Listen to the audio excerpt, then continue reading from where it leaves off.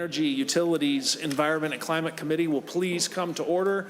It's Wednesday, March 26th, 2025, 12:30 p.m. here in Minnesota Senate Building, room 1150. A quorum is present. Folks, the agenda starts with Senate File 2900 from Senator McEwen. Senator McEwen.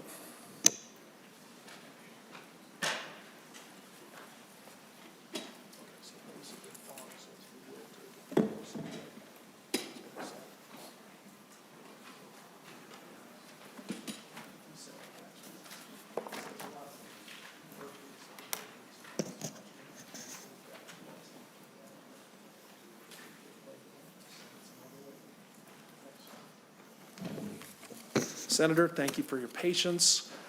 Please present Senate File 2900. Thank you very much, Mr. Chair, members, for hearing Senate File 2900 today. This bill creates a geothermal rebate program focused on commercial buildings. And I do, Mr. Chair, have an author's amendment, the A1, that I would like to adopt to get the bill in the shape I'd like it in.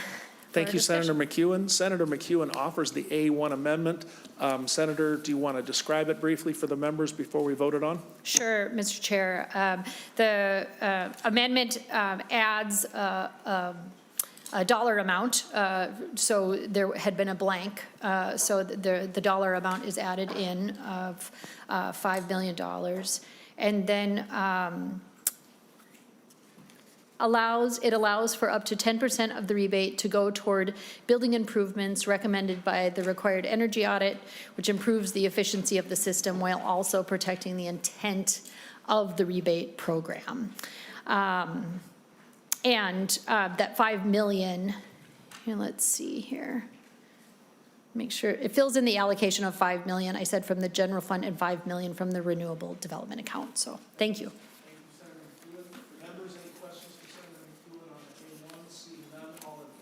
All in favor of adopting the A1 amendment, say aye. Aye. All opposed? The motion prevails and the amendment is adopted. Senator McEwen, to your bill as amended. Thank you very much, Mr. Chair. As many of you know, Minnesota is leading the way on thermal energy networks and geothermal. This program will build on the bills we passed last session by enabling us to move from planning to building. This program will help alleviate the upfront costs of installing geothermal and enable the decarbonization of government and nonprofit buildings and multifamily residences. Geothermal and thermal energy networks are a great option and opportunity for Minnesota because investment in them will reduce greenhouse gas emissions in our building sector, create family-supporting jobs, and improve the quality of life of Minnesotans, including saving them money, improving their health, make the places they live and work more comfortable. And I think that people are, in general, quite familiar with how ground source heat pumps work, but just as a matter of record, a sort of 101 real quick. The way that they work is that air temperature fluctuates, as we know, throughout the year, and just under the ground, the temperature remains relatively stable. Geothermal heat pumps use that constant temperature to capture underground heat in the winter and use it to heat buildings.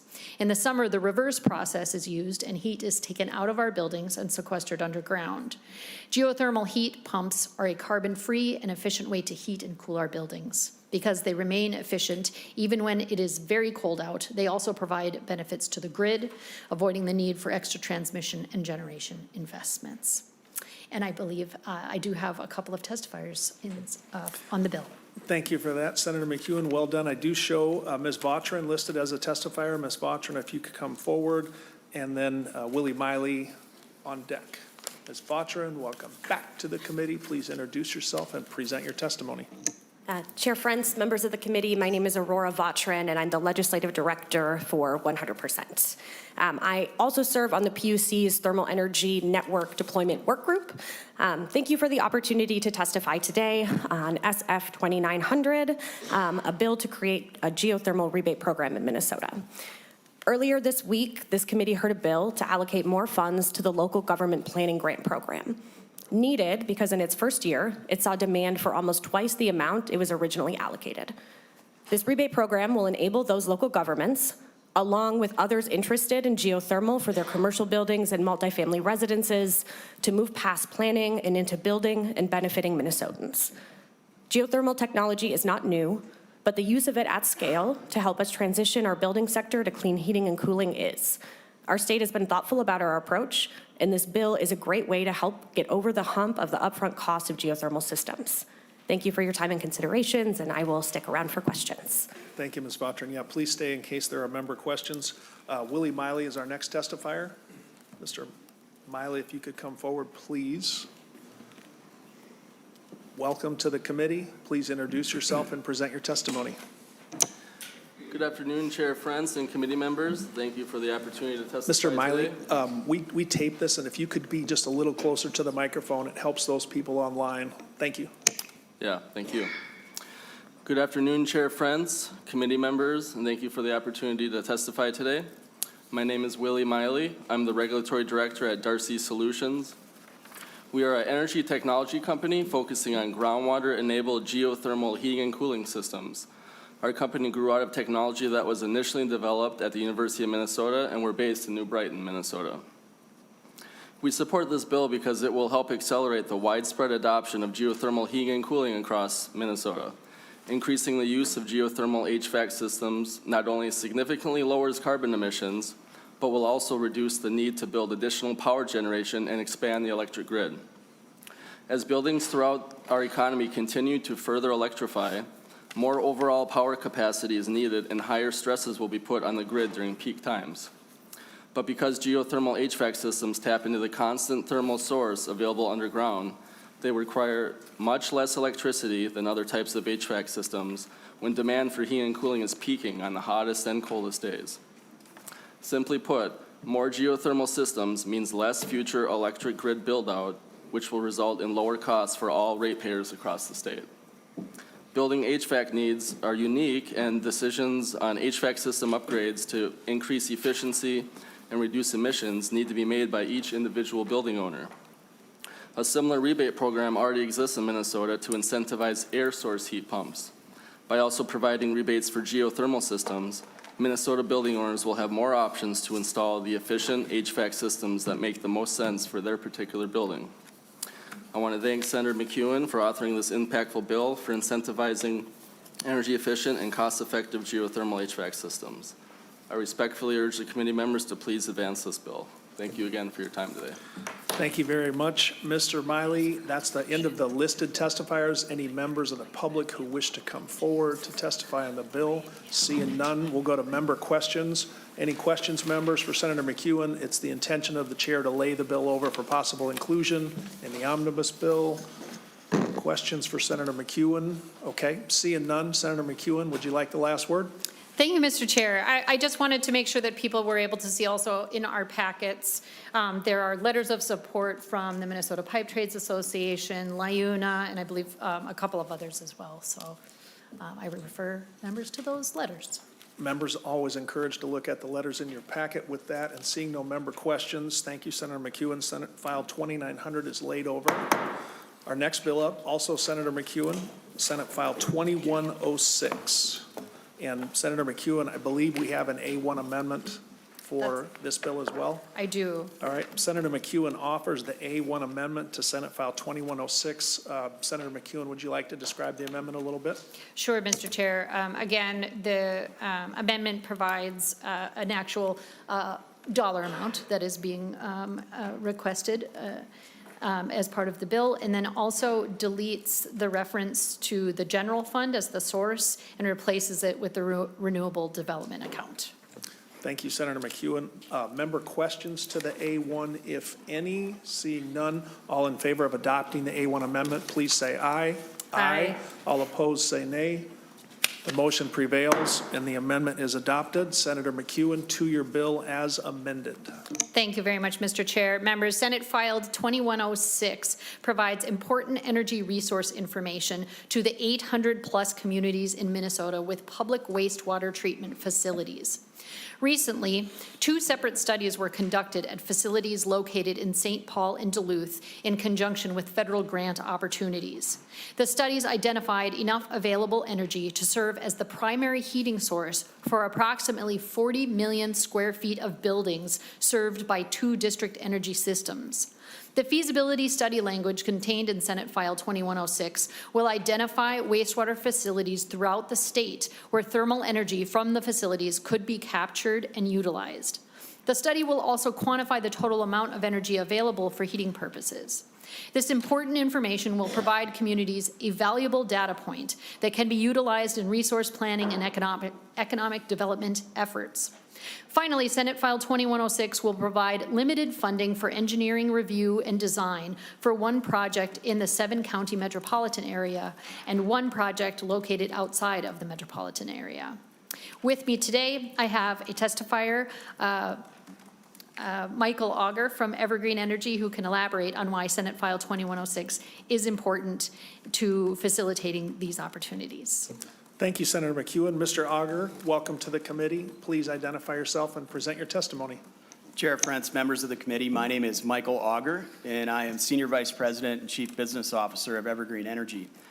Headquartered in St. Paul, Evergreen Energy currently operates, manages, and maintains 11 district energy systems across the United States, including systems located in St. Paul, Minneapolis, and Duluth. Evergreen Energy also provides energy system consulting, engineering services to higher ed and healthcare campuses and municipalities. Throughout the United States, thermal energy is stored in wastewater gathered from community uses, including but not limited to cooking, dishwashing, laundry, showers, and industrial uses. This wastewater is processed in treatment plants. After processing, the effluent from the treatment plants is frequently discharged into water bodies, discarding unutilized thermal energy, also known as waste heat. There is a growing list of global projects that demonstrate how thermal energy embodied in wastewater can be recovered and utilized for building heating. In Helsinki, Finland, heat is recovered from a wastewater treatment plant's effluent and integrated into a district heating system to heat buildings in the community. In Denver, the National Western Center campus is sourcing 80 to 90% of its heating and cooling needs from on-site sewer pipelines. In Seattle, King County, Washington has developed a program for the deployment of sewer heat recovery from its wastewater treatment system to meet the heating needs of commercial building owners.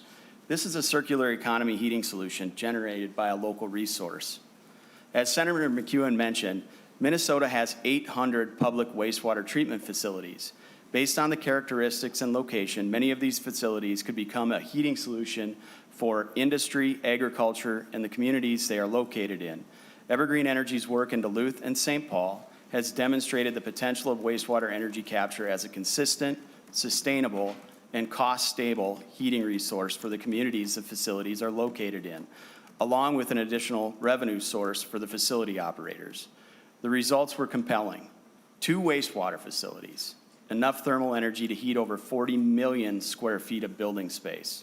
In closing, the ask contained in SF 2106 is modest, but as you can see, the opportunity is tremendous. Thank you to the committee for the opportunity to testify in support of SF 2106, and I'd be happy to answer any questions that you might have. Thank you, Mr. Auger. We also have Ms. Herr. Ms. Herr, welcome back to the committee. Please introduce yourself and present your testimony. Thank you, Chair Frentz, Senator McEwen, and members of the committee. My name is Chandra Herr, and I'm the Senior Policy Associate with Clean Energy Economy Minnesota, also known as SEAM. SEAM is an industry-led, nonpartisan, nonprofit organization representing the business voice of clean energy in Minnesota. Today, I'd like to share SEAM's support for Senate File 2106, authored by Senator McEwen, to establish a pilot program to capture waste heat from wastewater treatment facilities through integration with district energy systems. This proposed pilot program presents Minnesota with the opportunity to maximize its energy efficiency, reduce emissions, and lower energy costs for Minnesota families. By utilizing wastewater, we can tap into an abundant and readily available energy source to support district energy systems, providing a cost-effective solution for Minnesota's energy needs, while also delivering economic benefits through price stabilization. Using wastewater heat in district energy systems is an economical strategy for both local governments and the businesses that serve our communities. Wastewater treatment plants, which are an essential infrastructure in every community have an opportunity to cut operational costs and decrease energy demands by integrating wastewater into district energy systems, particularly when co-located. However, local government entities managing wastewater treatment plants can often face challenges like technical and financial barriers in conducting feasibility studies and preparing for the engineering designs. The proposed pilot program offers a pathway to overcome these challenges and move toward an energy-saving solution. Thank you for hearing Senate File 2106 today. We appreciate the opportunity to share our support. Thank you, Ms. Herr. That's the end of the list of reported testifiers. Are there members of the public who wanted to testify to this bill that did not get on the list with the committee administrator? Seeing none. Members, are there any questions for Senator McEwen or the testifier? Senator Gruenhagen. Oh, thank you, Mr. Chair. Yeah, thanks for your testimony. And I think, I can't remember your name. Let's see once. Chandra? Yeah, okay. Ms. Herr. Okay.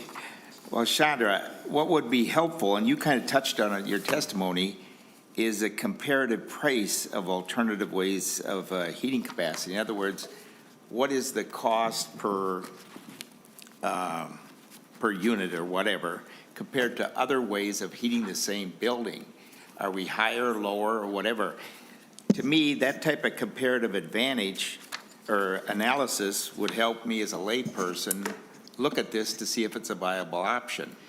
If you have any comments about that. Excuse me, Mr. Thank you, Senator Gruenhagen. And let me just add, members, we always would like to address the testifiers and the members appropriately. So I think Ms. Herr would probably be more appropriate than Chandra, Senator.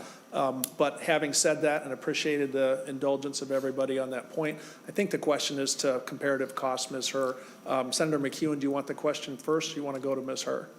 Thank you very much, Mr. Chair. I appreciate all of that. I was actually just noting that perhaps that particular question is most appropriately addressed to Mr. Miley, but obviously, if Ms. Herr would like to take a stab at it. Senator Gruenhagen, can I assume Mr. Auger's answer is a good start for you? Whatever your preference is. All right, thank you. Mr. Auger. Mr. Chair, Senator Gruenhagen, that's a great question, and one I think we heard last year, too, when we were here with our policy bill related to this. Would you repeat same that idea. last statement? Sure. It's a great question. Yeah, it is. It is. It is a good question, and one we've been working on as we've looked at these projects. Right now, the energy is wasted, so it's not used. There is an opportunity to capture it. Certainly, it would be benchmarked against other energy resources like natural gas, coal, and electricity. And definitely, customers that would sign offtake agreements would not pay more than they would otherwise pay for other energy sources. Certainly, the technology that would need to be deployed would need to support the infrastructure necessary, and those offtake contracts would have to do that. So my answer to you is that it would be at or lower than current energy sources. Thank you, Mr. Auger. Senator Gruenhagen. Oh, thank you. Thank you for that response. And my observation is that so much of these things that come forward actually wind up costing more for the average person. I mean, we had testimony just a few weeks ago in this committee that 36% of Minnesotans are struggling or can't pay their energy costs. 36%. Now that's 14% from 50%, okay? And we're going the wrong direction, in my opinion. And I just look at my own situation. I have a rural property, and I built a home out there in 1983. And basically, initially, my electricity cost, I was trying to keep under $100 a month, okay? Now, I did do some additions to my house, which would cost more additional electricity. I admit that. But the last bill I got, which was last month, was $551. And it's been a nice winter, okay? So we're going the wrong direction. That's why I would certainly appreciate a independent analysis that something like this would actually bring energy costs down and provide baseload electricity. That's my problem with so many of these proposals, is we just get them, here's the information, it sounds like a good idea. If it feels good, vote for it. Well, I don't vote on feelings. Thank you. Thank you, Senator Gruenhagen. Members, other questions for Senator McEwen or the testifiers? Senator Green? Thank you, Mr. Chair. My question is probably more likely for you or for staff, legal staff. We've got a lot of bills coming through requesting money from the RDA. How much is available to us this year? Senator Green, that's an excellent question. It's also excellent timing. I'm going to go to Mr. Mueller. Members may be familiar that there's been a slight recalculation. And with that, Mr. Mueller, whatever comfort level you have, we're talking about a 2-year biennium, so there's a number for each of the next 2 years. Mr. Mueller. Mr. Chairman and members of the committee, the RDA fund in the last February forecast did have an adjustment to the investment income that was counted for the fund. So that drove the available balance down. Assuming a 5% balance in the RDA and assuming the accounting for the other set-asides, there's roughly about 20 million available for fiscal year 26 and another 25 for fiscal year 27, assuming the full amount. And as of now, with this bill, I'll give you we've had about $60 million worth of requests so far. Thank you, Mr. Mueller. Senator Green. That answers my question. Thank you. Thank you, Senator Green. Other member questions for Senator McEwen's bill? Again, it's our intention to lay it over. Seeing no questions, Senator McEwen, before we lay the bill over, any final comments? Just thank you very much for hearing the bill. I think it's it'll provide some really important information for municipalities in making these important decisions. Thank you. Thank you. And with that, Senate File 2106 is laid over for possible inclusion. Members, we're going to jump ahead on the agenda to agenda item number 5. Want to put a couple of comments on the record, and then we'll have a motion relating to Senator Mathews, Senate File 1393. Members, you may be aware that we've had some discussion about this bill. It is requested by the Environment Committee. Glad to report I met with Chair Herr this morning. We are going to send it to Environment at their request, allow them to take it up hopefully next week. That is the assurance I have of the chair. They may make changes. They will be sending it back to the Energy Committee following that. And so asking for members to vote yes to send it to the Environment Committee with the assurances of the Environment Committee Chair that it will come back shortly. Senator Mathews and I have discussed this. I believe that's our preference rather than keep it here. Senator Mathews. Thank you, Mr. Chair, and I appreciate the work you were doing with me to try to assure hearings there. So with that assurance and the understanding that it's coming back here as the larger vehicle package, I am in support of the motion to recommend it pass and be referred to the Environment Committee. Thank you. Thank you, Senator Mathews. We are going to go now to discussion of this motion, but perhaps, Senator Dibble, before I give you the space, the question is on the motion of Senator Klein that Senate File 1393 be recommended to pass as amended and to be sent to the Committee on Environment, Climate, and Legacy. So that's the motion before us, members. We can have discussion now. With that, we'll go to Senator Dibble.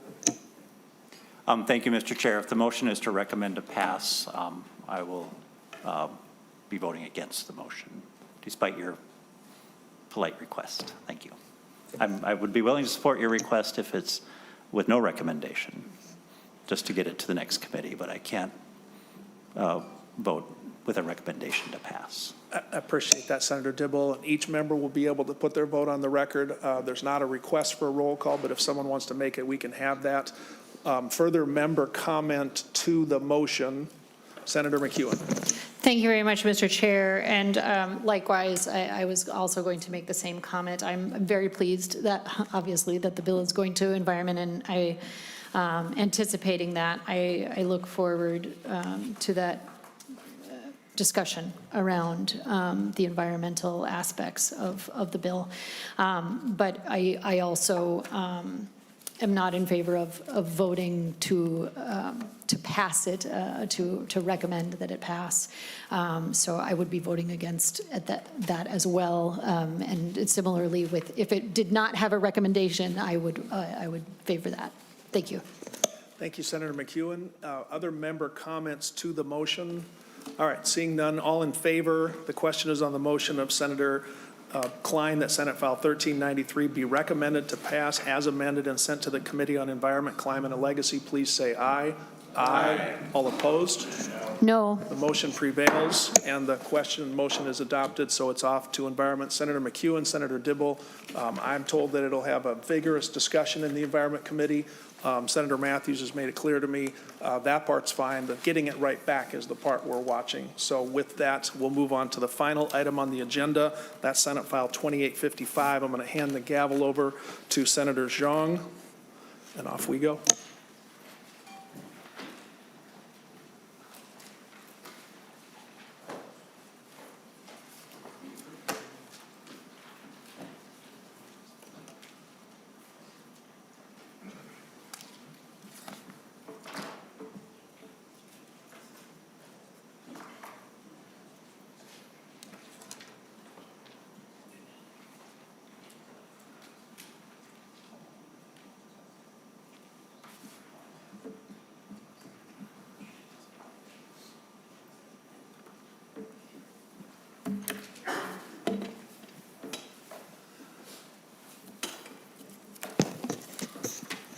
Senator Frentz, to your bill.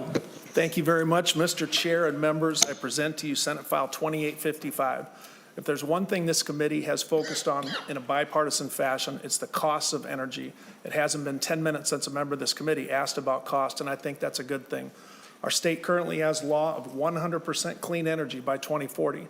So we're not arguing about whether our energy is going to be carbon-free. We're not arguing today about whether that 100% mandate will be reached, but we should always be watching affordability and reliability.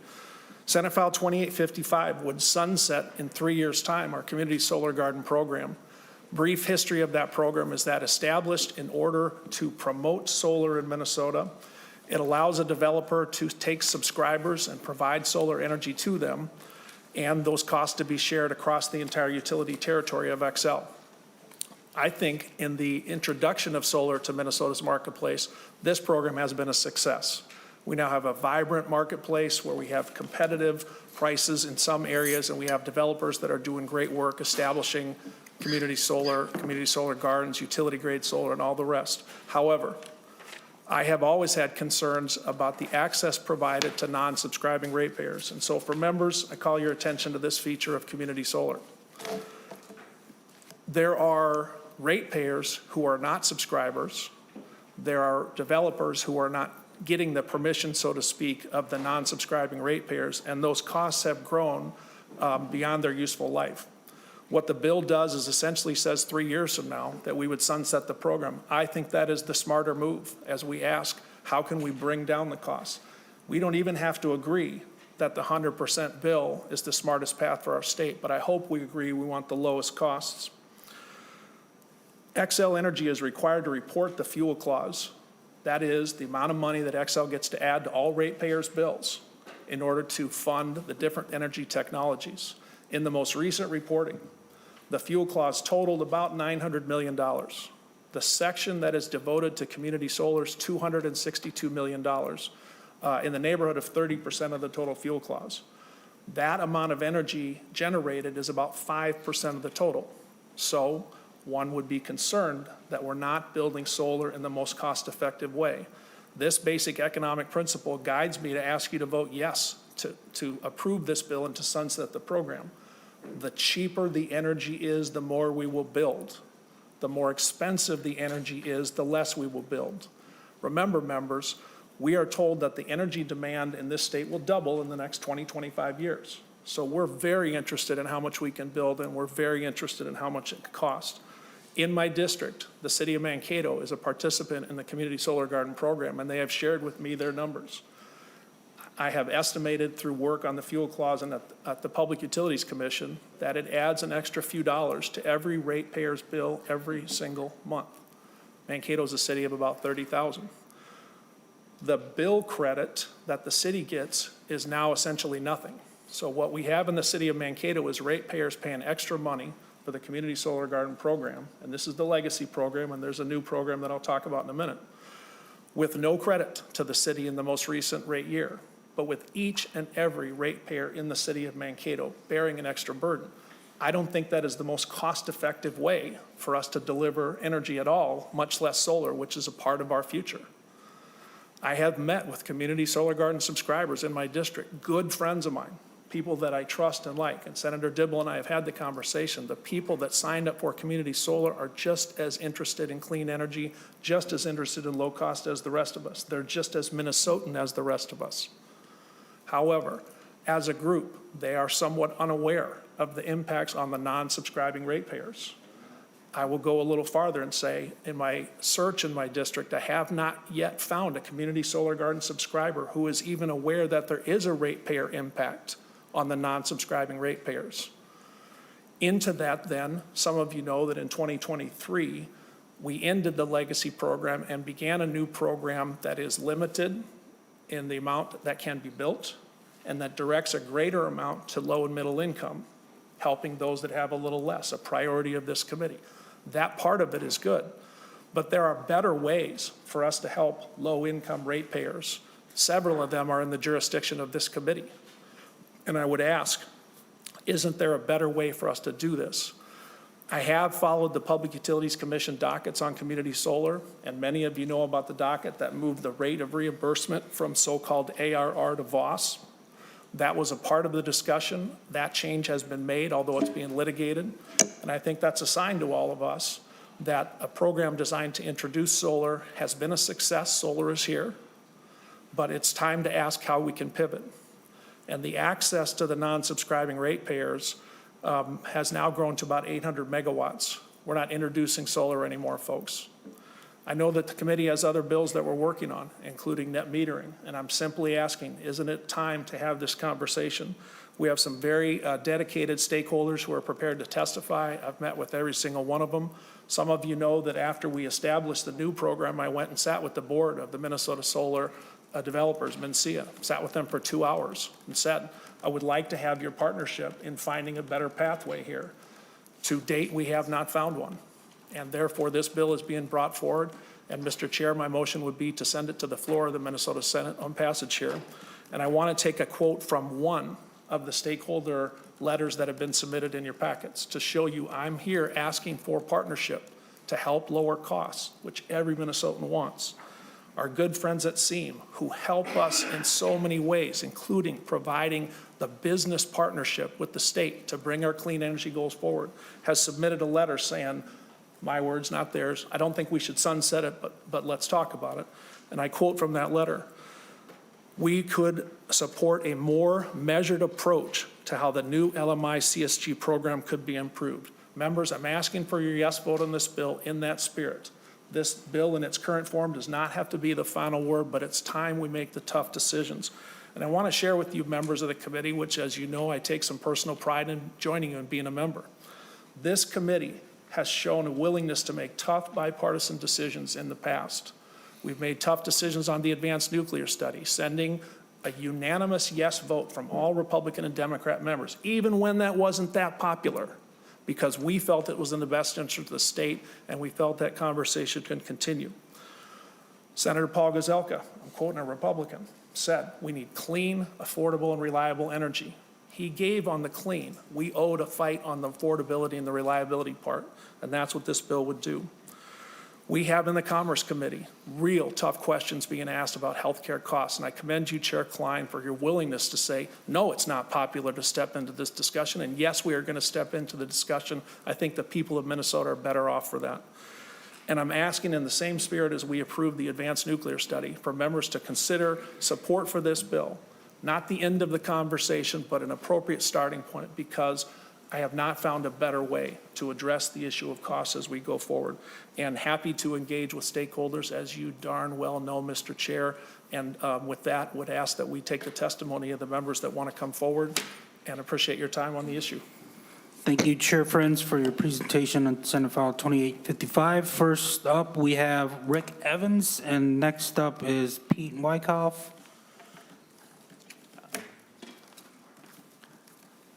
Hello, Mr. Evans. Please state your name for the record, and you may begin. Mr. Chair, members of the committee, I'm Rick Evans with XL Energy. Forgot my glasses.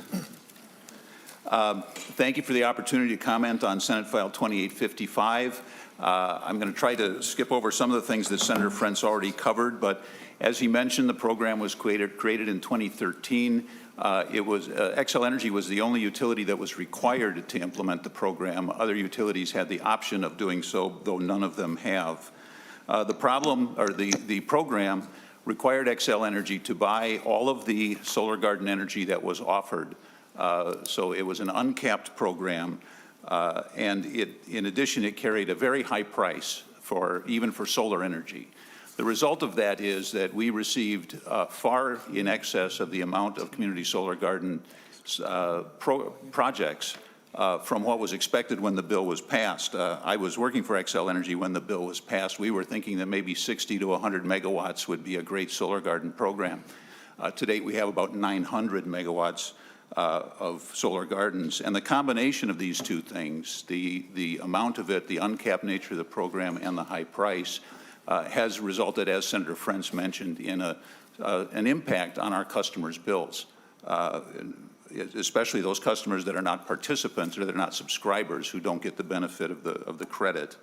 In addition, the program created some inequities. I think this was an oversight in how the program was put together originally, but 81% of the benefits of the program go to commercial customers, which are businesses, schools, and government buildings.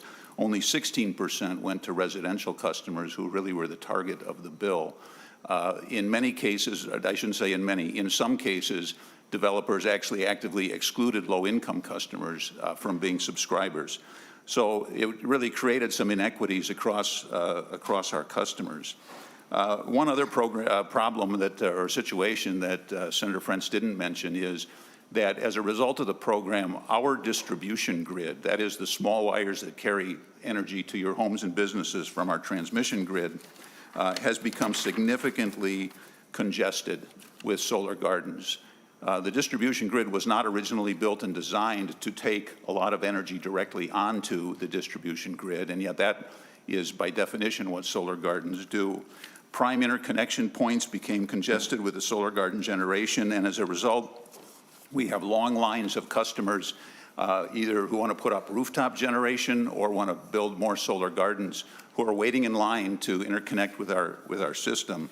In 2023, we estimated that it would cost about $150 million in upgrades to the system if we were to try to accommodate all of the people that are waiting in line.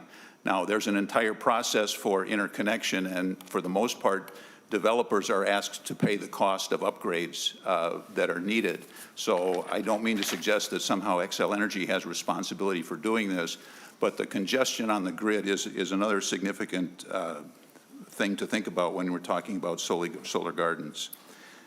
In 2023, the legislation that passed made a couple of important changes. Senator Frentz has already mentioned. For one thing, it did require developers to include low-income and moderate-income customers, as well as public interest subscribers and affordable housing subscribers. It forbid the use of credit reports to exclude people from participating in solar gardens, which is one of the ways that low-income customers with some developers had been excluded from the program. Also on the positive side, the program is now capped. We're only required to take 100 megawatts per year, and that changes in 2027 to 80 megawatts per year, and then in 2031 to 60 megawatts a year.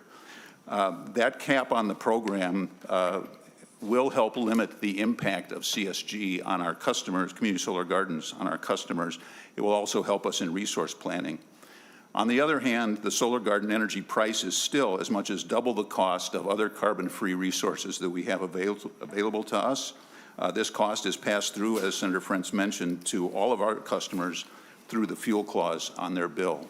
And finally, the impact on our distribution grid continues to be a challenge. We currently have over 800 megawatts of solar gardens and rooftop projects that are waiting to interconnect to our grid. I should note that no other utility in the state of Minnesota has this problem. This is exclusive to Xcel Energy and is exclusively the result of the community solar garden programs. It will take years for some of these projects to be interconnected with our system.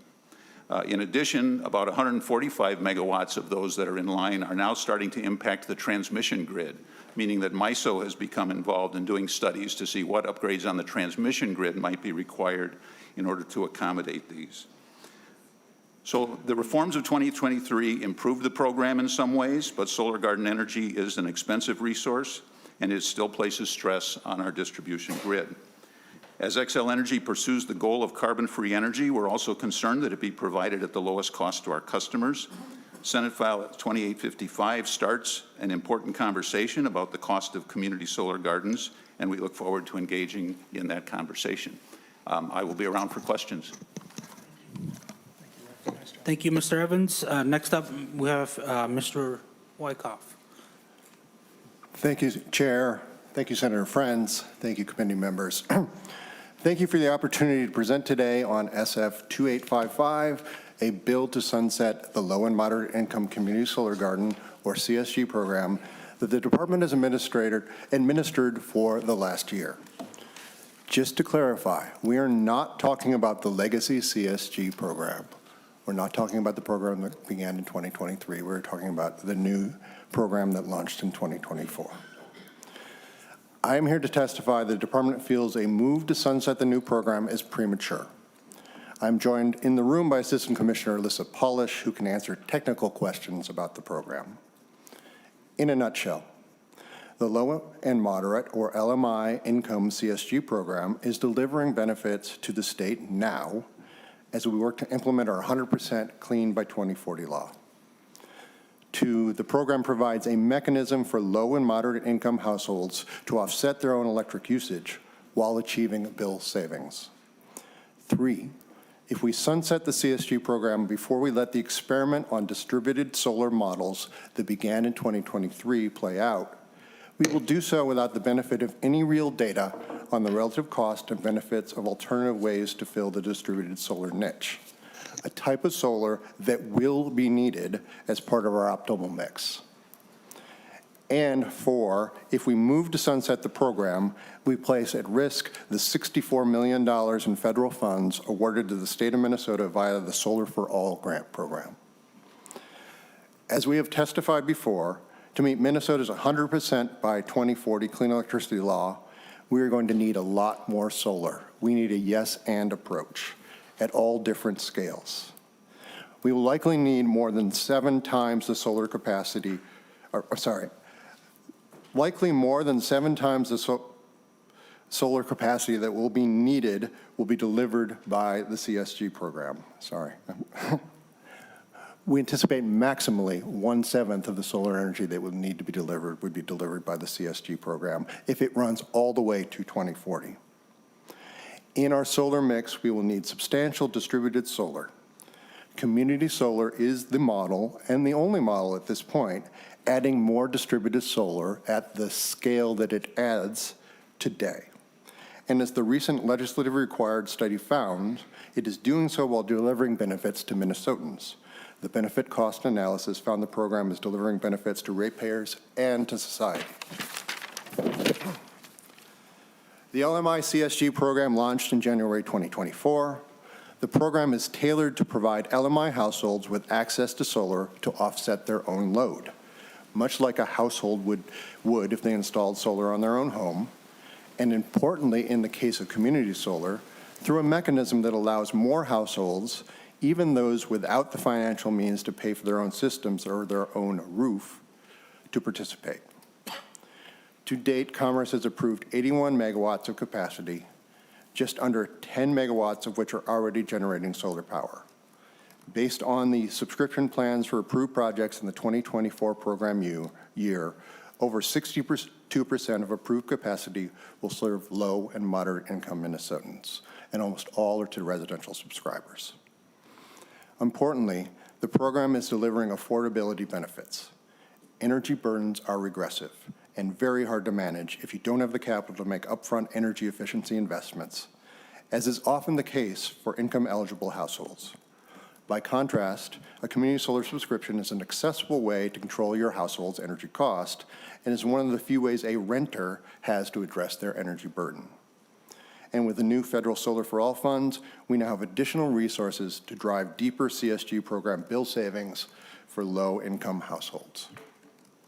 While we acknowledge that the study indicated the program will shift costs to non-participating middle and high-income ratepayers, This cost shift is supporting the very households we often aim to support through public policy. Whether this cost is worth the benefits is part of the experiment the state is running right now to assess the relative costs and benefits of different distributed solar deployment models. On one side of the experiment, the community solar program is up and running and is already somewhat self-limiting with declining capacity caps in the years ahead. The program has already delivered new solar to the grid. On the other side of the experiment is the 2023 Distributed Solar Energy Standard program. It has only just begun. Xcel Energy, for its part, as an example, has delivered 0 megawatts through that program at this point.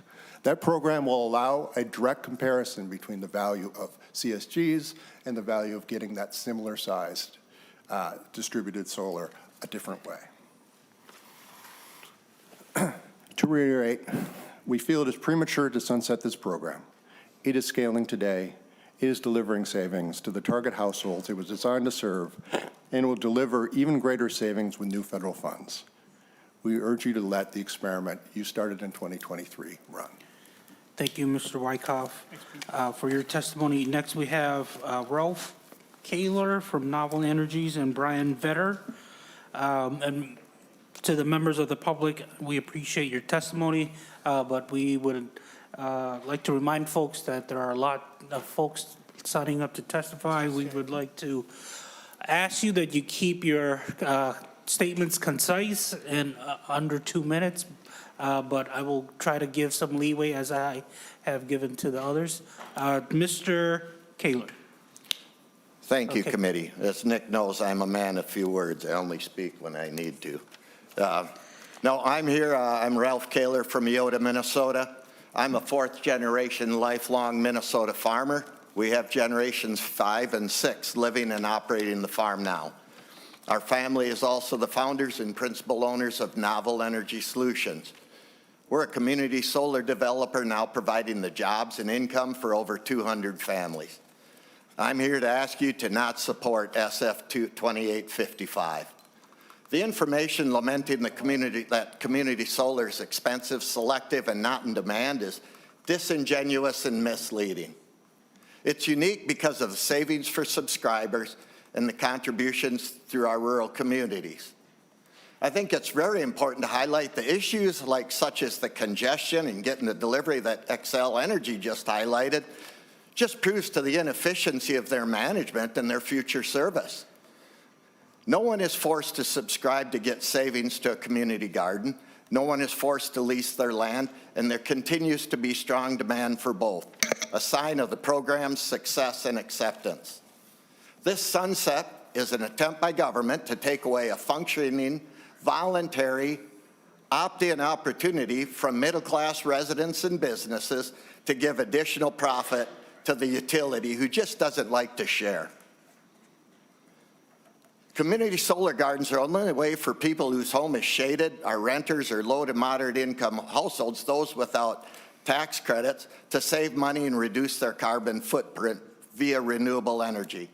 Just as a bit of background, a 1 megawatt community solar home provides energy offset for about 125 homes. Takes about 7 acres plus or minus. We have 900 megawatts of CSGs, the equivalent of 112 families being able to offset their fossil fuel use. And it's doing that on less than 6,500 acres of land.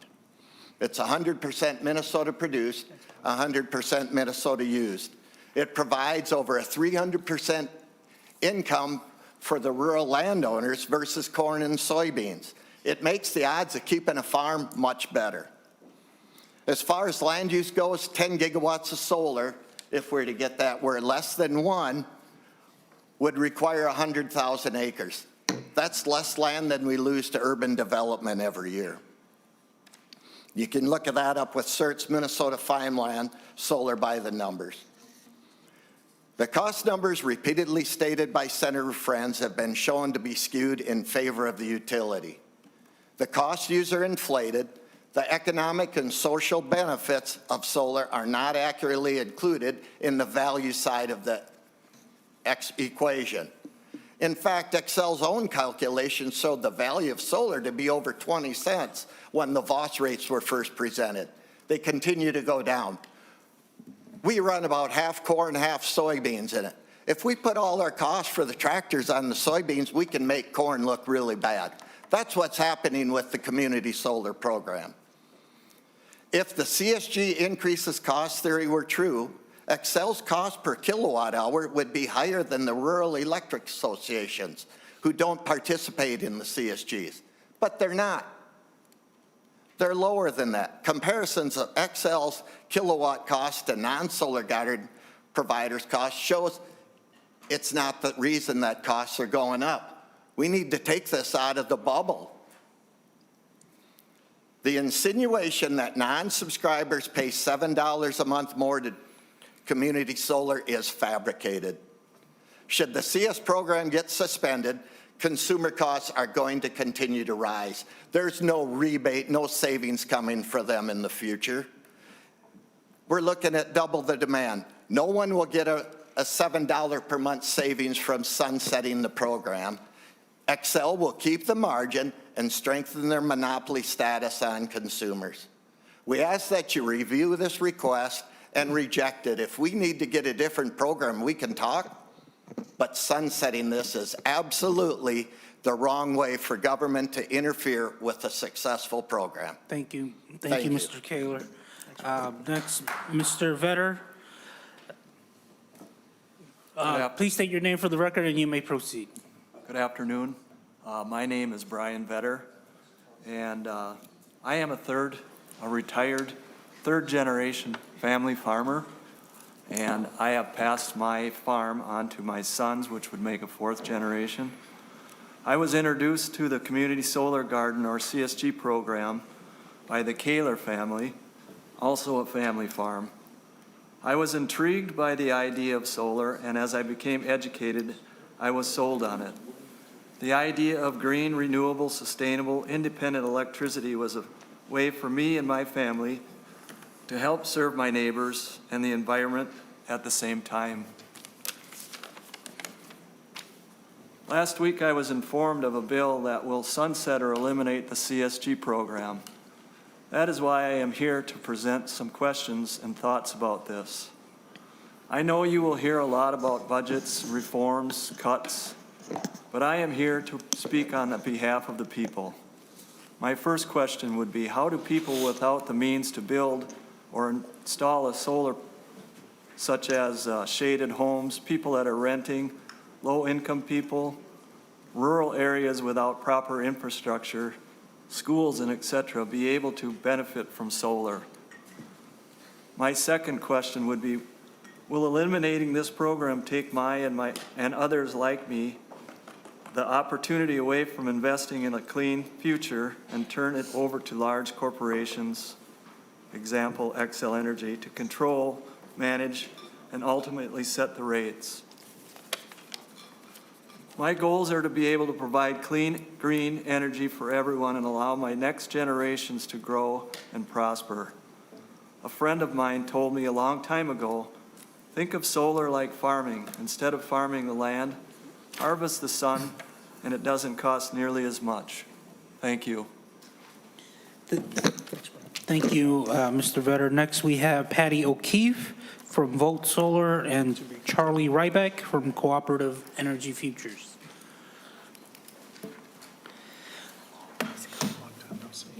Ms. O'Keefe, whenever you're ready, you may please state your name and you may proceed. Sure. Hello, members of the committee. My name is Patty O'Keefe. I'm the Midwest Regional Director with Vote Solar, and I'm here today to express some deep disappointment that we're considering a bill to sunset the entire Community Solar Garden program. Community solar makes up 60% of all solar in Minnesota and will be critical to meeting our 2040 clean energy goals, especially as demand for electricity increases. Ending this program would be a massive step backward at a time when we should be expanding clean energy, not cutting off access to it. Opponents of community solar often cite a cost shift as their main concern. However, the Department of Commerce found that community solar delivers nearly $3 billion in net benefits to Minnesota. These benefits come from reducing peak demand costs, improving grid efficiency, and mitigating the need for future expensive transmission upgrades. Studies in Maine, Massachusetts, and Ohio have shown similar positive effects. The reality is that utilities routinely socialize the costs of power plants, transmission lines, and grid upgrades, whether or not every customer benefits. Yet when it comes to community solar, the same cost-sharing principles are framed as a problem. The key difference? Community solar introduces competition, challenging utility monopolies and reining in their ability to earn a rate of return on new infrastructure investments. Policymakers should recognize this financial incentive and approach any efforts to dismantle community solar with skepticism. To Senator Frentz's comments on the fuel clause, we believe using the fuel clause to argue that community solar is too expensive is not a fair or frankly a correct comparison, because it is comparing the cost of community solar only to the fuel and the purchased power costs of utility-owned generation. It leaves out the other costs that customers pay for utility-owned generation, like capital costs, maintenance costs, and transmission costs. And we can't ignore equity. Just last year, the legislature enacted reforms to strengthen low-income community solar access and improve affordability. These changes need time to breathe and take effect. Sunsetting the program in 2028 would cut that progress short. Low and moderate income customers participating in community solar see their energy bills drop by 3 to 8% on average, making this an important tool to reduce energy burden. Without this program, those savings disappear for thousands of Minnesotans who don't have access to rooftop solar, like renters. There is bipartisan support for community solar across the country because it works. It lowers costs, expands access, and builds a more resilient energy system. I urge you to reject this bill and keep Minnesota on a path toward a cleaner and more competitive energy future. Thank you. Thank you, Ms. O'Keefe. Next, Mr. Ryback, please state your name for the record, and you may begin. Thank you so much, Mr. Chair, Senator Frentz, committee members. Appreciate the time to speak today. My name is Charlie Ryback. I'm the Chief Operating Officer for Cooperative Energy Futures. We are a member-owned cooperative that seeks to make clean energy accessible to all. And that mission is why we got into community solar in the first place. I'm here on behalf of our members, half of which are folks with low and moderate incomes. They make up the bulk of our work, and they're the people that we're focused on helping every day with their energy bills. Beyond the fact that the Commerce Department study showed that this program has 2 times as many benefits as it does costs, it is a fantastic option to help protect working class people from energy bill increases.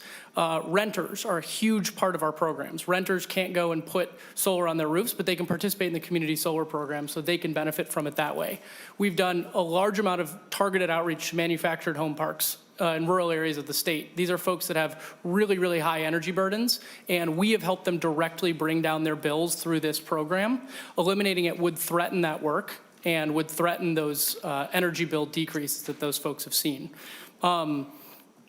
As anybody who's built projects knows, it's a very hard process. You can't snap your fingers and one day pop up a solar array overnight as a builder. It takes years and years of building financing relationships. We've had to build custom software at great expense to us and to our members just to participate in this program. If you eliminate this program overnight, all of that work goes away. And it's not as simple as just saying, oh, you can go over here and do this other type of solar. We are responsible for a large number of jobs all across the state of Minnesota. We have 2 projects this year coming online, and one in Clare City, one in Mankato. We're building one on the Abbott Northwestern Hospital. We work with 30 different contracting firms all across the state of Minnesota to perform different services. If this program goes away, their work doesn't simply shift, the work goes away too. And I want you to think about that fact when you're looking at the fragile ecosystem that sits underneath this. It's not just developers and members. It's folks all along the project pipeline who are making money off of this. This bill will cost some of them their jobs. Thank you so much for the time. Thank you, Mr. Ryback. Next up, we have David Watts from U.S. Solar and Curtis Zahn. And as we will, Mr. Watts, whenever you're ready, please state your name for the record and you may begin. Nice to see you. Nice to see you. Sure. Mr. Chair, good afternoon. My name is David Watts. I'm the Vice President of Project Development at US Solar, a proud Minnesota-based company. Just 2 years ago, the Minnesota Legislature, with the help of Senator Frentz's vote, passed a law that provided a long-term path to develop community solar projects. Now, before the program has even begun to crawl, here's a bill that would end it. I'm here to state unequivocally that this approach sends a clear signal that we do not have solid ground here in Minnesota on which businesses can invest and grow. Rather, we have quicksand. These projects can take 3 to 6 years to develop and construct, and we weren't even able to get started until May 2024 when Xcel Energy finally opened its new interconnection portal. Therefore, many projects that got to work on day one will not have finished the development life cycle when this new expiration would occur. Those developers, many of them small local businesses, will never have a chance to regain their investment if this bill is passed. To change the law and cause these harms, one would assume there is a very compelling reason. This legislative body asked the Department of Commerce to publish a report on this CSG program. And the finding was clear. The program provides $3 billion of net benefit for Minnesota. So if Chair Frentz or any other senator has an alternative third-party report that would disagree with the Department of Commerce's findings, we would love to see it. Until then, complaints about the cost of the program should be given no merit.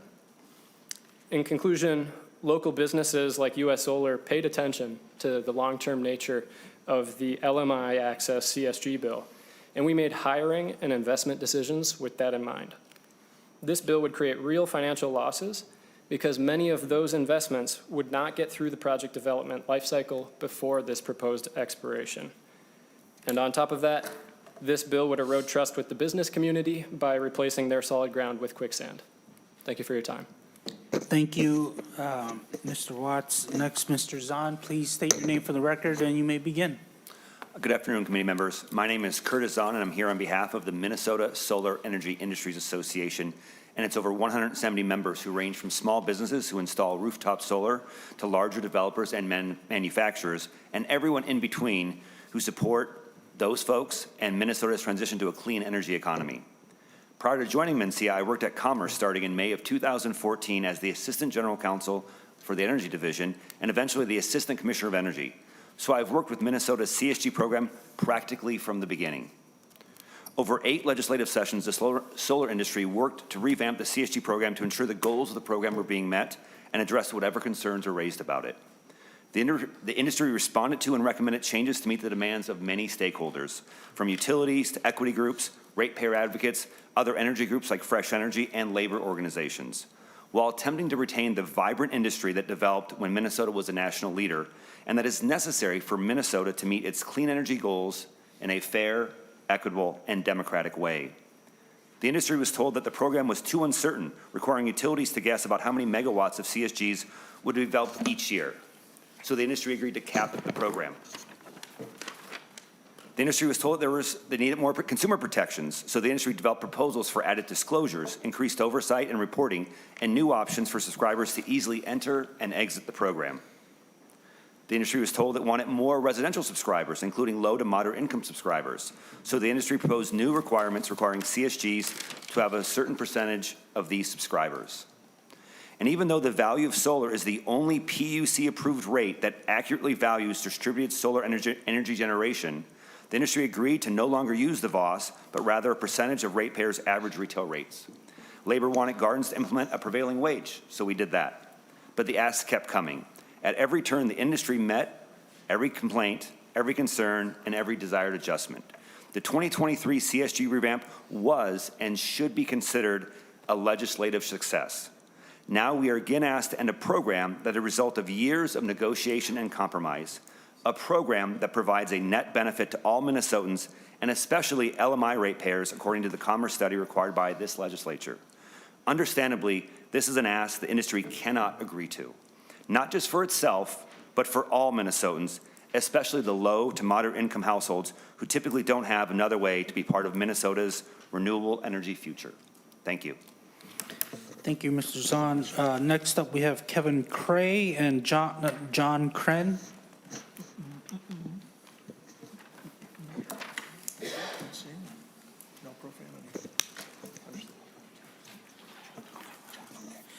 All right. Mr. Cray, please state your name for the record, and you may begin. Thank you, Mr. Chair, members of the committee, for the opportunity to speak today. My name is Kevin Cray with the Coalition for Community Solar Access, or CCSA. CCSA is the national trade organization solely focused on the community solar industry. I am the vice president of existing markets and oversee all of the existing community solar markets across the country, which is roughly 12. I've been working on Minnesota's community solar program since the day it opened. During that time, I actually worked at Xcel Energy. I was one of the people that turned the program on December 12th, 2014, and watched the megawatts start to roll in. I've also seen the benefits roll out to the subscribers. I've seen the enthusiasm around Minnesota's community solar program build across the country.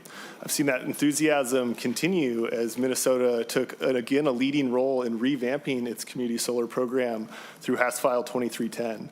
I'll note that I spent the better part of the last decade across the negotiating table with Rick and Jim, who are, I think, sitting in the back here still, negotiating the terms that were in House File 2310. They were not simply plucked out of thin air. Hundreds of hours went into negotiating those terms to create a vibrant community solar program that would allow Minnesota to step into the next phase of what is largely considered one of the most successful community solar programs in the country. We've continued to see other states follow in Minnesota's leadership steps. Colorado passed their Community Solar 2.0 bill, heavily modeled after Minnesota's bill just last year under Senate Bill 24207. And this isn't just a liberal stronghold thing either. The state of Alaska used Minnesota's community solar program as the basis for its bill that also passed last year and is in the process of being implemented. So we're seeing both conservative and progressive states really work to follow in the great footsteps of Minnesota. I guess reacting to a couple of the other things that we heard here, we heard some statements around grid congestion. I actually think grid congestion on the distribution system is a very good thing. That means that the people of Minnesota are making the very best use of the existing assets that are out there that have been built and paid for to bring in clean electrons. I have to really agree with Mr. Wyckoff that this bill just seems simply premature as this new program is continuing to get off the ground. A lot of the cost concerns that we've heard stem from the legacy program, which was actually two programs. There was the ARR version of the program, the VOS version of the program. So this is really now the third iteration of the community solar program from a crediting perspective. I'd also like to touch on some of the market uncertainty. CCSA represents, again, broadly community solar members, but our members do other work, such as utility scale, renewables development.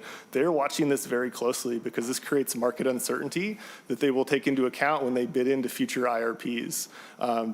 Their financiers would expect to have stable returns, and seeing the whiplash of a program getting passed in 2023 and then proposed to being repealed in 2025 is not going to go unnoticed.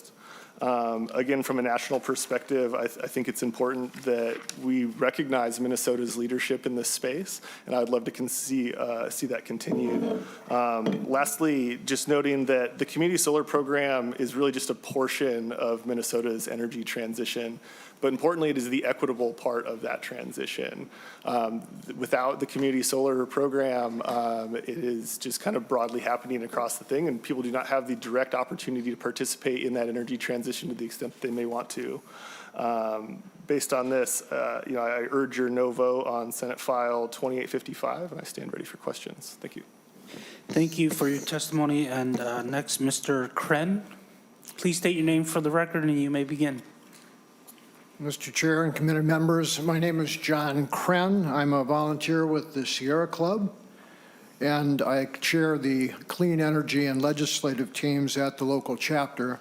Sierra Club has about 50,000 members across the state of Minnesota. I oppose Senate File 2855 for at least 3 reasons. First, my wife and I started sourcing our electricity from renewables as soon as this program got going. It took a little time because there was some foot dragging at the beginning, but we finally have, and for several years we have been on the program.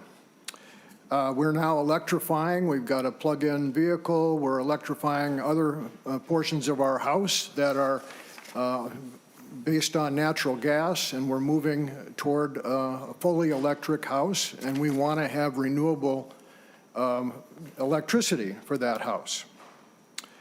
That motivation continues even though 2040 is coming and we're looking at 100% up until 2040. There is still a high likelihood of a mix of fossil fuels in what's coming to a homeowner like me from Xcel. Second, the CSG is based, community solar is based on the subscription method of payment. That was something that appealed to me, but it's very important for lower income people. And it appealed to me because all I have to do is pay for the electricity actually produced. I don't pay any capital cost to my community solar developer. And for lower income Minnesotans, this is a great way for them to begin getting renewable energy without having to pay things like the cost of putting on rooftop solar and that sort of thing. Finally, Senate File 2855, by deleting the current community solar program, is just unfair to all of the parties who relied on the statute. The statute talked about a 25-year investment and letting it run for 25 years. And these people that made community solar a great success, they're going to lose out, and that's not a good thing. The community solar program got started because back in 2013, Xcel was not willing to invest in solar. And so it came forward and it did all this wonderful things, and it's the leading thing in the leading community solar program in the nation. What a waste it would be to pull the plug on all these hundreds and hundreds of megawatts that are being produced by this program each year at a time when we really need every one of those megawatts. Thank you. Thank you, Mr. Kren. And are there any other members of the public that would like to testify on Senate File 2855? Sure. Seeing none, Senator Frentz, I'm going to give it. If there's a testifier, please make your way to the desk.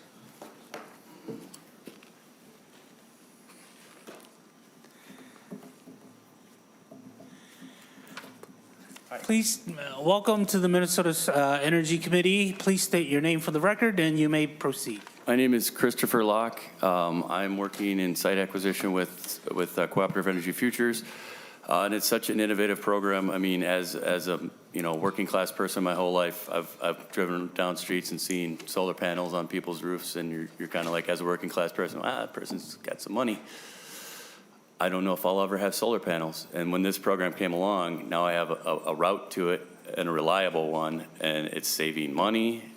For me, it's not costing Xcel or anybody money because their rates are based on their rates.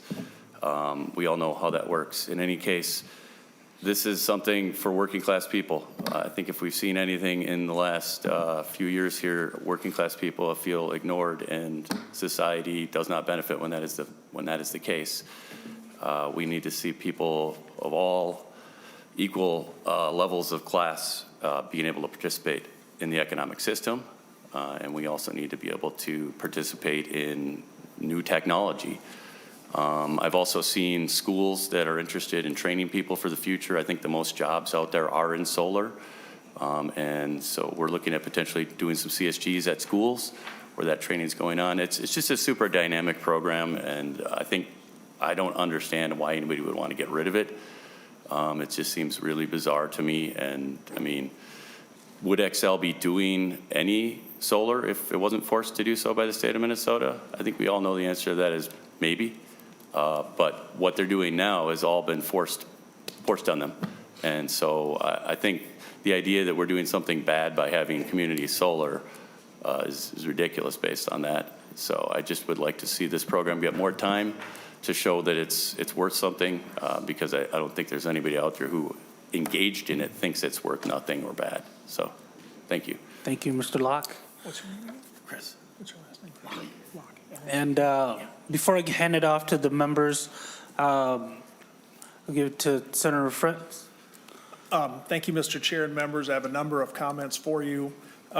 First of all, there's some suggestion here that this bill is for the benefit of Xcel.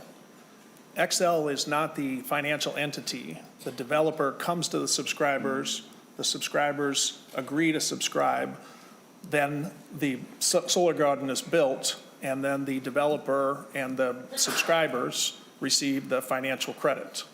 that extra above market cost is then put on all the ratepayers. I believe there are 29,000 individual Minnesotans in the XL territory who are subscribers, this in a service territory of about 1.4 million. And for Mr. Locke, thank you for coming up and testifying. It is exactly for the working men and women of Minnesota that this bill is designed. In that 1.4 million, there are plenty of working men and women who are paying the above market cost. To Mr. Evans' testimony, he estimates the cost of community solar is about twice as much as other energies available. Members, this is exactly where I'm coming from. I am the author of the 100% clean energy bill. I propose this state go to 100% clean energy, but we must go in the way that's the most cost effective. It was likewise suggested that there was no cost. I use the example of Minnesota's Mankato as one of them, but please remember, there was a docket at the Public Utilities Commission in which the Minnesota Attorney General, Keith Ellison, submitted a letter that identified the above market costs. I respect a good debate. I'm a lawyer. We disagree, but I would just suggest that members who have a question about whether there's a significant tens of millions of dollars of above market costs, read Keith Ellison's letter. As you know, in that docket, Mr. Chair, that letter joined other letters concerned about cost and proved to be part of the foundation for the PUC to make its decision in the legacy program to take ARR to Voss. By the way, members of the Minnesota Senate submitted a letter along with me that supported the PUC's ultimate position to roll back the ARR cost, saving Minnesota ratepayers $600 million. Let me say that again, folks. That decision saved Minnesota ratepayers $600 million with the support of the Attorney General. And I note in the Attorney General Keith Ellison's letter, he pointed out that the Attorney General's office has raised questions about the Community Solar Garden program within 3 months of the beginning of the program because the signups were so great. I have some final remarks for you, Mr. Chair, but to be clear, my motion is to take the bill and pass it on to the floor. With that, happy to stand for member questions. Senator Gruenhagen. Well, thank you, Mr. Chair. I know this will come as a surprise to you, but I'm going to support your bill. Anyway, I appreciate the testimony. I'm glad for the great discussion. But, you know, the whole program, Green Energy Program, started with the government, okay? So they initiated it. And from my, I'm not an expert, but I am a lay person that's done a lot of reading on this. There's a lot of fudging of the numbers on the green energy side, okay? And manipulating to try to make it look plausible and good for the environment when the windmills and the solar panels have huge anti-environment waste when they go kaput. The other thing, I completely agree. Those who cannot participate in this, it's a transfer of wealth from the poor to the rich, or those who can afford it. And I've given personal examples in this committee of people who have come to me. I own an independent insurance agency, and I got over 1,000 customers in that agency, a lot of seniors, and they're choosing between paying their electric bill or energy cost and buying a prescription that they need. These are the choices they are making. And at times I've written out checks to help them with that. And I'm not trying to brag about it, I'm just saying that's where people are at. They got tears in their eyes because they're not ones who can participate. They live in a senior living center, their costs are going up, and their income isn't keeping up with it. So I do think we need to pause this. If there's additional technology advancements that provide base load electricity and at an inexpensive cost, I'll be more than happy to reconsider this. But, you know, I do have one difference with you, Senator Frentz, and that's I'm not done debating the 2040 bill. I'd like to see it repealed, okay? And we've got plenty of inexpensive, clean energy that we can utilize that provides baseload electricity. The advancements in nuclear, which you touched on, hydro, natural gas, and even clean coal. There's been tremendous advancements in these areas.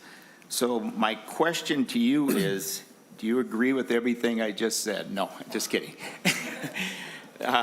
No, my question to you is,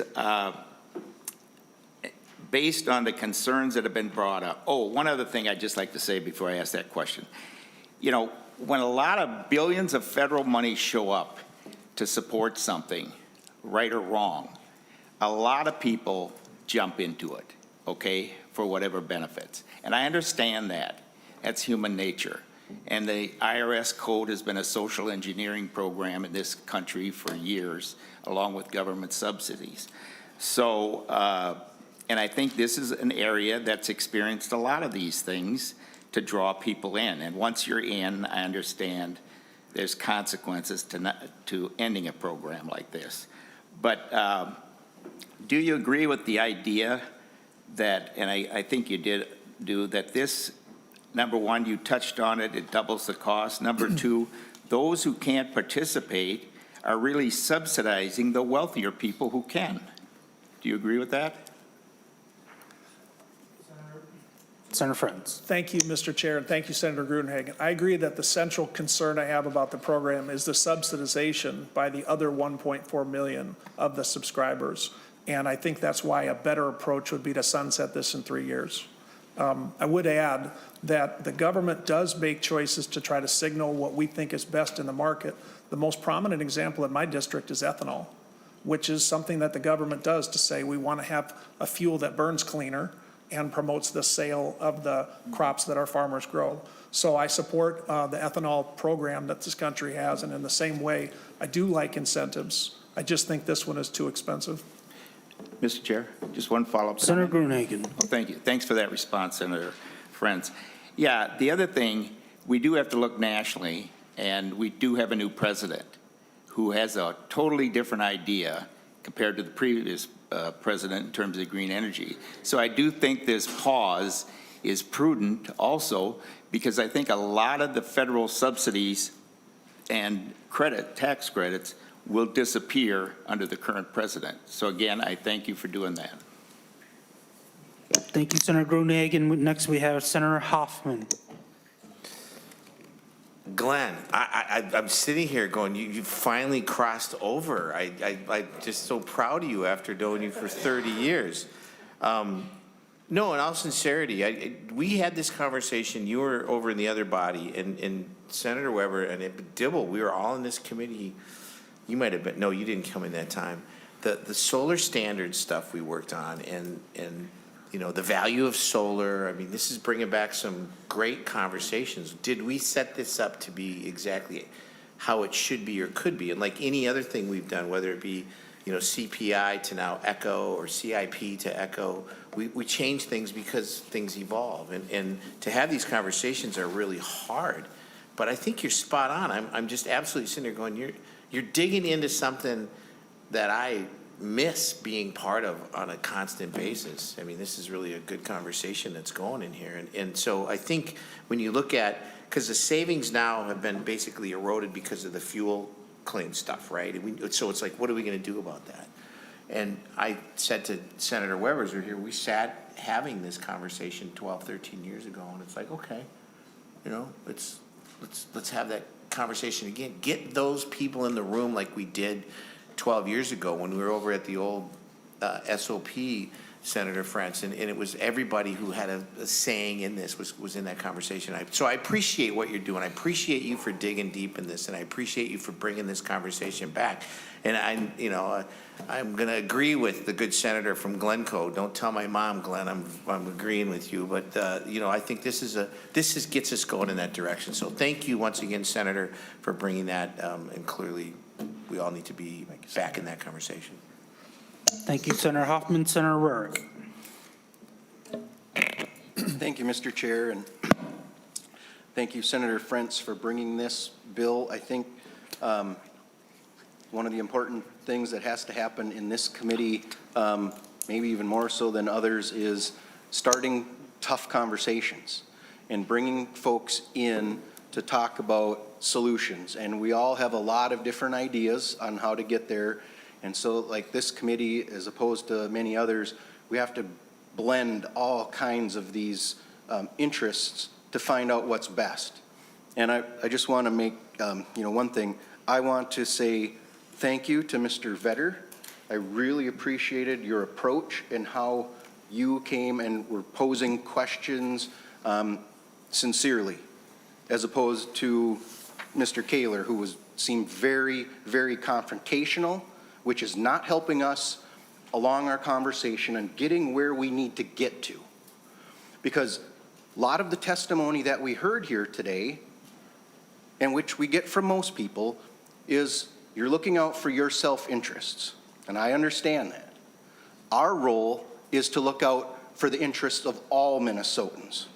So we're taking into account everybody's self-interests and trying to blend them together to find out how we think we best thread this needle to get to a cleaner energy future in a reliable and an affordable way. That's something I've talked about my entire time on the Energy Committee, and I think that is something we have to continue to talk about. And so that's where I hope we're going behind the scenes, because what I did not hear from anyone today were any alternative solutions or concepts or ideas that we could look at. So, and I'm not going to call any specific testifiers back up, but, another question that was brought up, is it government's role to just end, and end this? Remember, it was government that started this in the first place.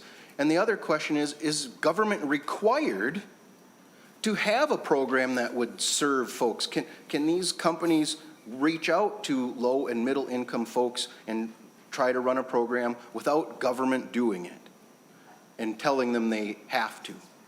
And the other one that was interesting, that I think we have to step back, the final testifier made the comment, Xcel Energy has been forced to take this.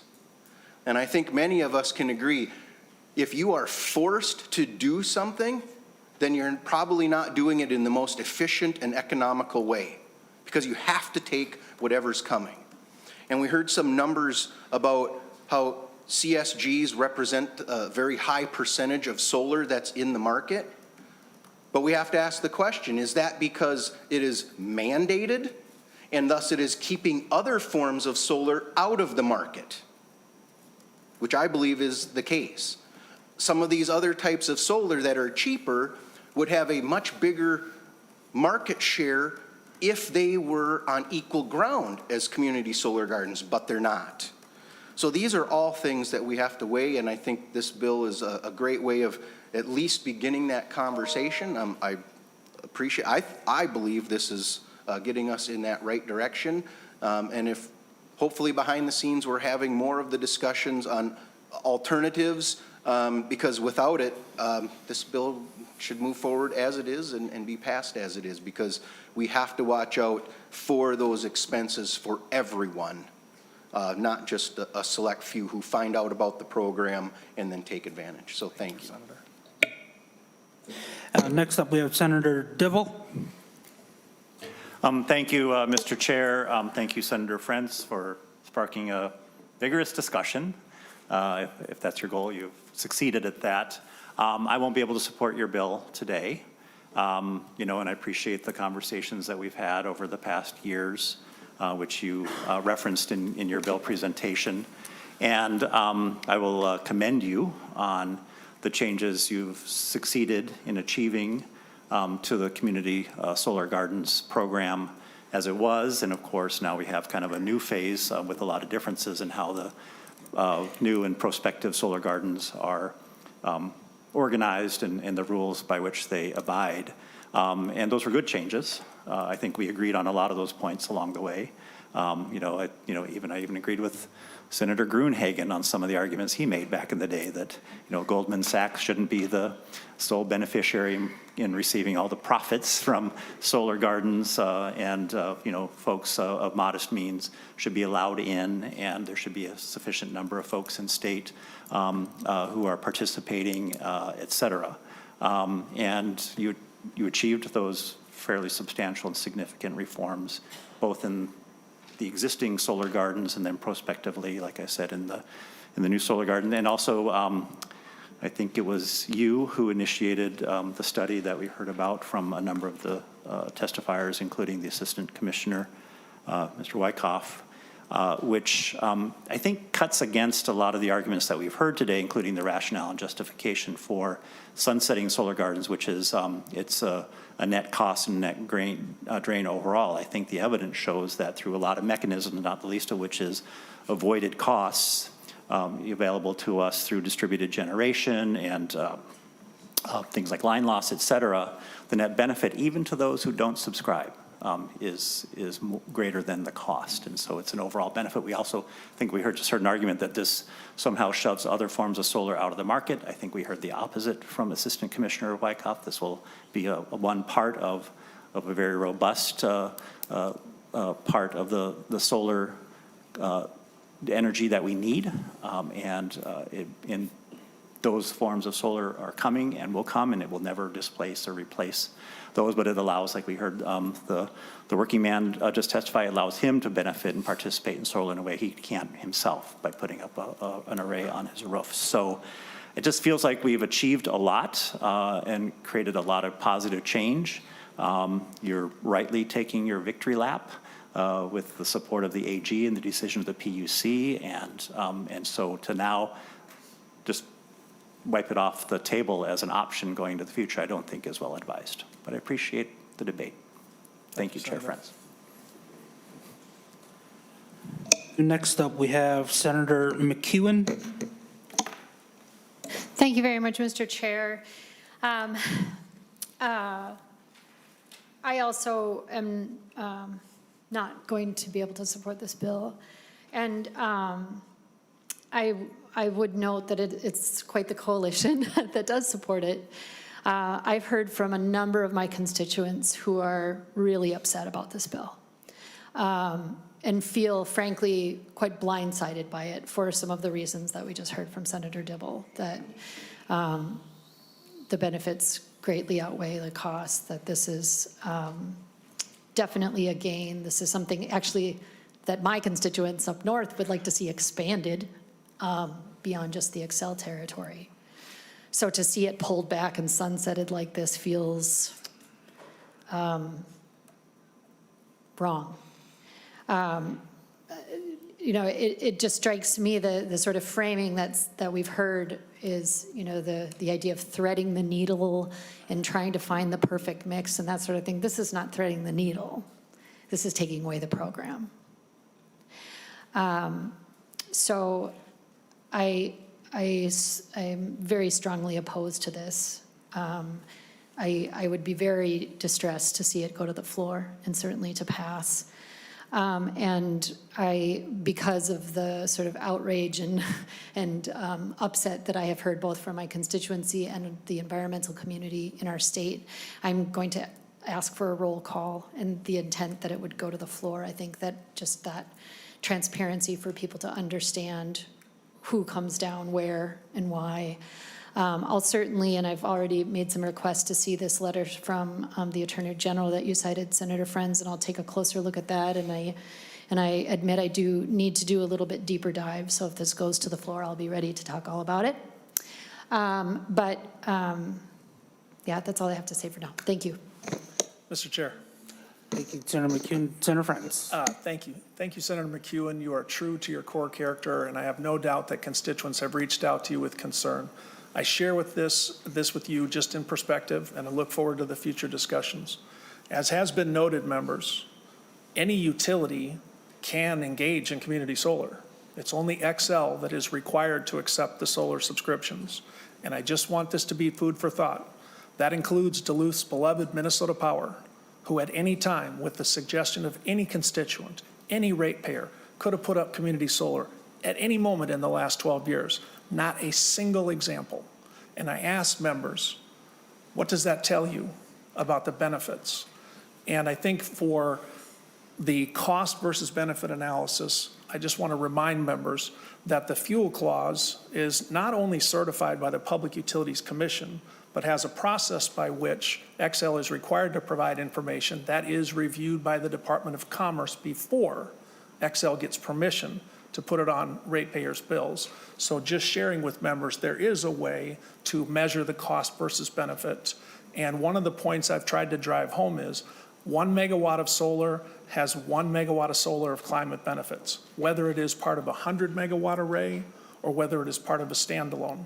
And so where the benefits of the community solar program succeed on climate, one of my points is they don't succeed any more than any other type of solar. And even those like me who say climate change is a big challenge for us have to accept that one form of solar is just as good for the climate as another, and therefore we're allowed to look at reliability and cost. Thank you, Mr. Chair, and thank you, Senator McEwen. Thank you, Senator Frentz. Next, we have Senator Klein. Thank you, Chair, and thank you, Senator Frentz. And I've known you going on 9 years now, and I think you've always talked to me about the inefficiencies and the cost shifts related to community solar. So I don't think it should be a surprise to anybody in Minnesota that this is the motion that is before the committee today. In the 2 years since you become Energy Chair, you've not only continued to sort of address that issue, but also shared your passion with us for the fact that climate change is real and it's our job to address it, and we need to champion clean energy by 2040. I think what's most distressing to people who believe that second principle is if our track to get there is encumbered by inefficiencies or unfairness or inequities, or is just simply operated poorly. No one, is more offended by those types of programs than people who truly believe we need clean energy by 2040. I only have one question for you, since you're more knowledgeable about this subject, and you have my yes vote on the record today, is how do you see solar sort of advancing as we go towards clean energy by 2040 in the absence of this program? Senator Frentz. Thank you, Mr. Chair, and thank you, Senator Klein. I see great success for the future of solar energy in Minnesota. Was mentioned, we have a distributed energy solar program that we passed in 2023. I think that allows for a competitive aspect to keep the cost of solar manageable. We have utility grade solar. We are purchasing solar from other places through MISO, and I would like to call the members' attention to Dr. Wyckoff's testimony that we are going to build a bunch more solar. That is a given. What I'm asking is, shouldn't solar have to compete on price and reliability with the other clean energy technologies? We have wind in southwestern Minnesota right now, very competitive on cost. If solar is able to compete successfully on cost and reliability, perhaps it will cut into wind energy's current lead 25% to 5%. There are tons of opportunities, and around the country, including in the 38 states that don't have community solar, solar is being adapted and applied, and that's before, Senator Klein, we acknowledge the simple truth that we all know the electric demand is going to double in this state in the next 25 years. And so with that, I look forward to big success for solar. Even though I don't see it in this particular program, I'm quite ready to partner with solar developers, with MNC, and anyone else in Minnesota that wants to talk about the best possible ways to deploy it. Thank you, Senator Frentz. Any follow-up, Senator Klein?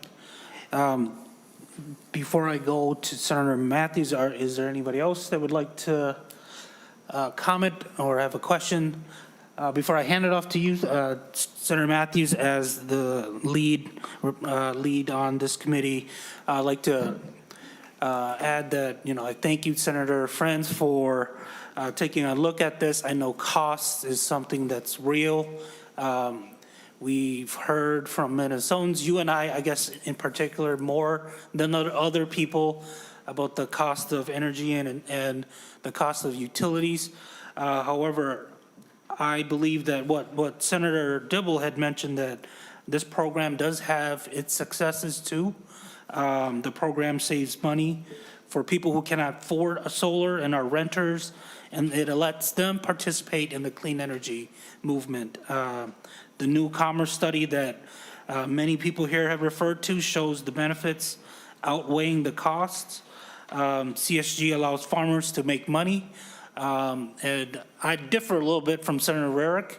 I think Mr. Kaler was passionate. We invite passion. We invite advocates to come here to testify about what matters to them. And so for today, I appreciate the work that you've been doing. I know you've been a champion here. but I cannot vote with you on this bill to move it forward. And with that, I'm going to hand it out to Senator Mathews. Thank you, Mr. Chair and Senator Frentz. It boils down to a very simple equation for me. The last time that we had a trifecta in the 2013-14 session was when this program got enacted, and the state law puts in the requirement that Xcel has to purchase this energy at the much higher price than other versions of solar that are out there. So I get that there's costs, there's benefits. The people that have it are enjoying the financial benefit of it. But if you're, and I was trying to think through examples, and I'm just going to fall back on the generic one from all of our high school or college textbooks of widgets. If you're a widget manufacturer and you are the beneficiary of a state law that requires a customer to purchase your widgets at 3 times the cost of other widgets, that's a nice law for you. But that raises the costs of the widgets overall, which is why we're here talking about these are the added fuel costs that go on to all the ratepayers and the credit system and all of that. So my challenge is to the community solar folks that we've been hearing from. I've asked the question, why can't we find a system where you can go out being competitive on the market with what other, what the price of solar in other areas are? That's my challenge. I haven't heard a good answer for that yet, but I do think there's probably someone in this room or in the state of Minnesota that has the ingenuity to try to figure something out like that.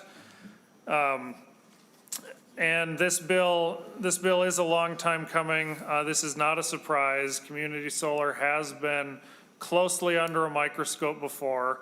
Even back in my first term when Chair Osmick was chair of this committee, we had very lengthy committee hearings over much of the same topic here about why the higher cost and why we still have this system set up the way it is, and why all the rest of the ratepayers have to buy the energy through their through Xcel Energy, the only company that they're allowed to buy energy from, why they have to pay that higher price to those that have developed and installed and subscribed to community solar. The final comment I'll make is I do recognize, I forget which testifier mentioned it about whether, doubting whether consumers would actually see the credits applied to their bill. I think maybe we should kick around language with this that ensures that the cost fuel portion does get applied as credits to the customer. I think, I'm not going to bring something up on that now, but I think that's maybe something we should kick around as an idea of possibly adding it to that bill. But on the other hand, I'm going to point out Xcel Energy just a couple months ago went to the Public Utilities Commission asking for an almost 10% raise in the rate increase, and they automatically get to take a 5% rate increase while the 10% is pending. And there's not been a lot of, we haven't had a packed committee room coming about that. I've talked to Xcel in my office. I've said I don't like that. I think it's an accumulation of a lot of the bad energy policies that we've been passing in the state of Minnesota. Energy policies that are requiring certain forms of energy over others and are artificially driving the cost up.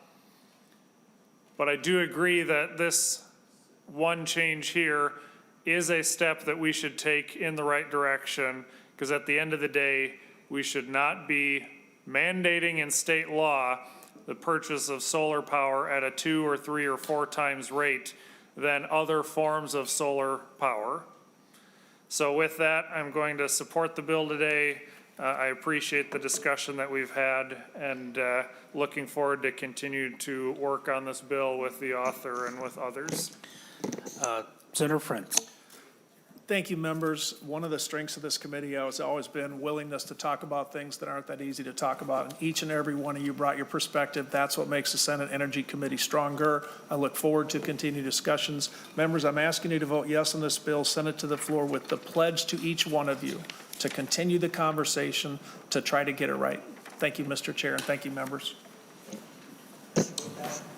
With that, staff will proceed with the question is on the motion of Senator McEwen that Senate File 2855, motion of Senator Frentz, that Senate File 2855 pass and be sent to the Senate floor. And with that, staff will begin with roll call. Chair Frentz? Yes. Senator Zhang? No. Senator Mathews? Yes. Senator Dibble? No. Senator Green? Yes. Senator Gruenhagen? Yes. Senator Hoffman? Yes. Senator Klein? Yes. Senator McEwen? No. Senator Rarick? Yes. Senator Weber? Yes.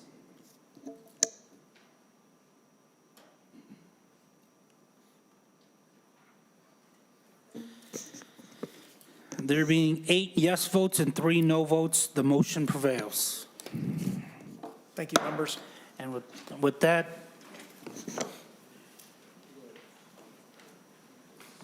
and then there will be no meeting on Monday as there will be a holiday break. And so the next meeting will be on next Wednesday.